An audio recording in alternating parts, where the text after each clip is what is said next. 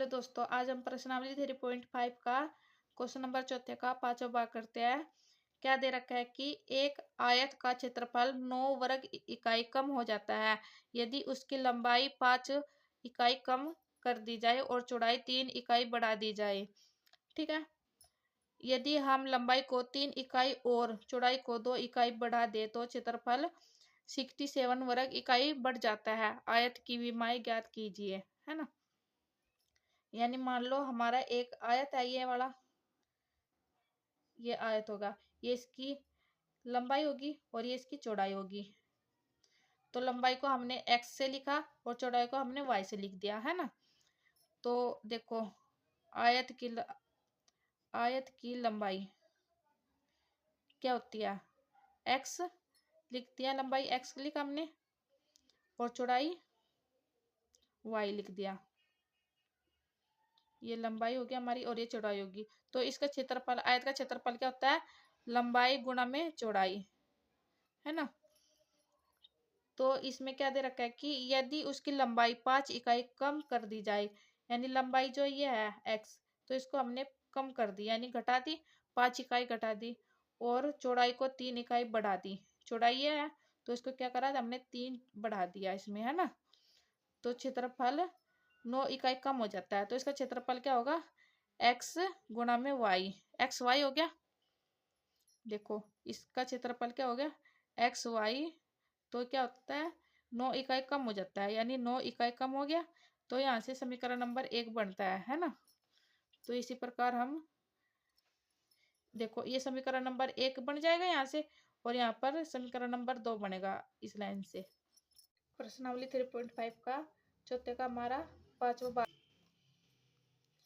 भाग हम लिखेंगे यहाँ पर। माना कि आयत की लंबाई, है ना, बराबर, क्या माना मैंने, आयत की लंबाई x इकाई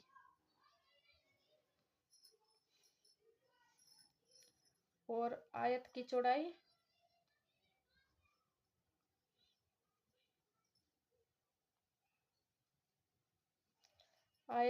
हमने y इकाई मान ली। तो आयत का क्षेत्रफल क्या होगा, आयत का क्षेत्रफल क्या होगा, लंबाई गुणा में चौड़ाई होता है ना।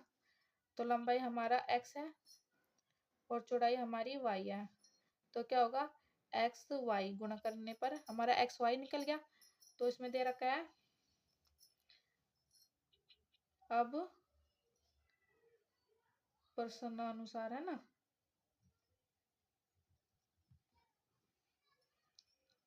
देखो अगर लंबाई क्या करा हमने, लंबाई को 5 इकाई कम कर दी और चौड़ाई को 3 इकाई बढ़ा दी। ठीक है, चौड़ाई ये होगी y, तो हमने क्या करा, 3 इकाई इसमें बढ़ा दी, बराबर क्षेत्रफल क्या हो जाता है, ये क्षेत्रफल हो गया।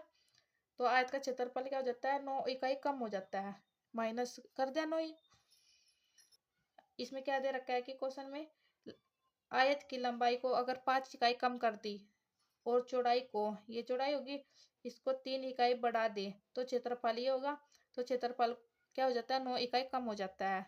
तो इसको हम सोल्व करते हैं, x को इस पूरे से करेंगे, है ना, गुना। तो एक्स वाई आ जाएगा यहाँ पर, एक्स वाई, फिर x को इससे करेंगे तो यहाँ पर प्लस है तो प्लस, x को 3 से करेंगे तो 3x आ जाएगा, है ना। अब -5 से इसको गुणा करते हैं पूरे को, तो -5 को y से करेंगे तो -5y आ जाएगा, है ना। अब -5 को 3 से करेंगे तो 5 दिए 15, माइनस का 15 आ जाएगा, है ना। ये यहाँ पर उतार लेंगे, एक्स वाई -9 आ गया इतना। अब देखो जो ये बराबर की साइड में है ये इधर आ जाएगा सारा, तो इसके क्या हो जाएगा, चिन्ह बदल जाएंगे, एक्स वाई +3x -5y -15। अब ये इधर आके माइनस का हो गया, -xy और ये प्लस का 9, है ना, बराबर 0। ठीक है। अब देखो एक्स वाई प्लस का और ये एक्स वाई माइनस का, ये कट जाएगा यहाँ से, तो यहाँ पर लिखेंगे 3x-5y -15 में से 9 गए, माइनस का 6 बचता है और बराबर 0। ये समीकरण नंबर हमारा 1 बनता है यहाँ से। ठीक है, अब लिखेंगे फिर आगे क्या क्या रखा है क्वेश्चन में। यदि हम लंबाई को 3 इकाई और चौड़ाई को 2 इकाई बढ़ा दे, यानी ये आयत है, इसकी लंबाई ये होगी x और चौड़ाई y होगी, तो लंबाई को क्या करा हमने 3 इकाई बढ़ा दी, ये हमने 3 जोड़ दिया, इसमें 3 इकाई बढ़ा दी और इसमें 2 इकाई हमने यहाँ से बढ़ा दी, है ना, इसमें प्लस कर दिया। तो क्या इसका क्षेत्रफल जो है एक्स वाई क्षेत्रफल है, ये 67 बढ़ जाता है, ये 67 हमने यहाँ पर प्लस कर दिया। ठीक है, इसी प्रकार हम दूसरा समीकरण यहाँ से बनता है।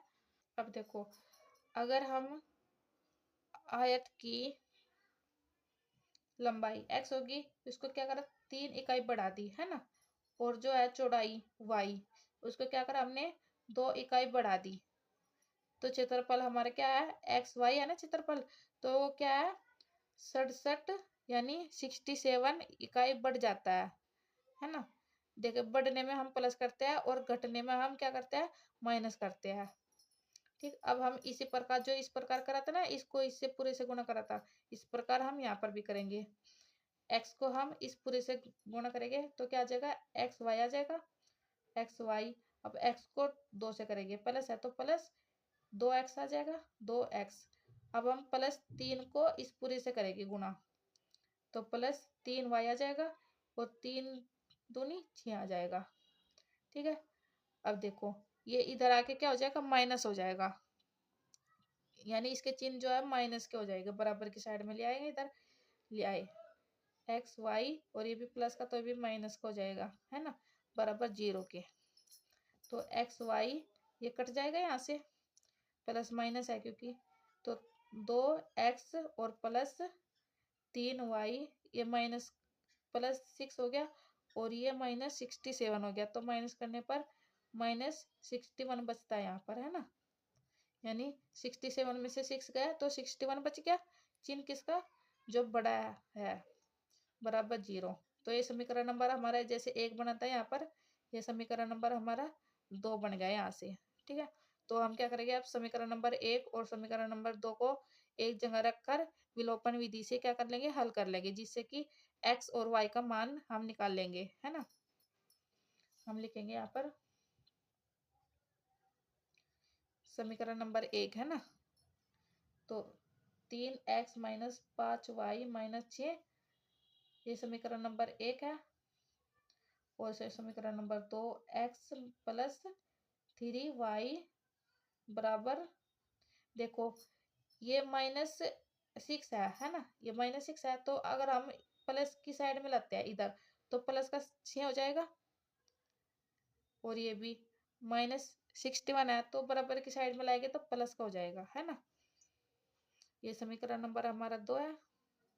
तो देखो x और y को अगर हम बराबर लाते हैं, ये क्योंकि ये प्लस माइनस है, ये कट जाएंगे, तो इसको हम इनकी संख्या को y संख्या को हम क्या करेंगे बराबर कर लेंगे, ये 5 है और ये 3 है, तो यहाँ पर किससे गुना करेगी कि ये संख्या सेम हो जाए, इनको 3 को 5 से कर लेंगे और 5 को 3 से कर लेंगे, तो 15 आ जाएगा ना। तो यहाँ पर 3 से करते हैं इसको और इसको यहाँ पर 5 से गुणा करते हैं, जिससे कि ये सेम संख्या आ जाएंगी यहाँ पर, है ना। देखो 3 पंजे 15 और 5 दिए 15, तो इसी प्रकार यहाँ पर करते हैं, इसको करते हैं पूरे को 3 दिए 9x - 3 पंजे 15y आ जाएगा, बराबर 3 छिके 18, है ना। अब 5 को इससे करेंगे, 5 दूनी 10, x आ गया माइनस 5 ते 15y आ गया यहाँ पर, बराबर 5 कम 5 और 5 के 30। ठीक है, अब इसको विलोपन विधि से करेंगे और यहाँ पर प्लस है ना, देखो यहाँ पर प्लस है ना, प्लस तो माइनस प्लस कट जाएगा और यहाँ पर ये प्लस प्लस की संख्या 19x आ जाएगा, 19x आ गया, बराबर ये तो कट गया यहाँ पर। अब इसको प्लस करेंगे तो कितना आ गया 330, 23 है ना। अब x बराबर 323 बटे में ये 19 आ जाएगा यहाँ पर, क्योंकि यहाँ पर गुना हो रहा था, इधर आगे भाग हो जाएगा। 1900 अगर हम इससे काटते हैं तो 17 पर कटता है, भाग देकर देख लेना आप, 17 पर आ जाए, 17 आ जाएगा इसको। तो यहाँ पर x का मान हमारा 17 निकल गया।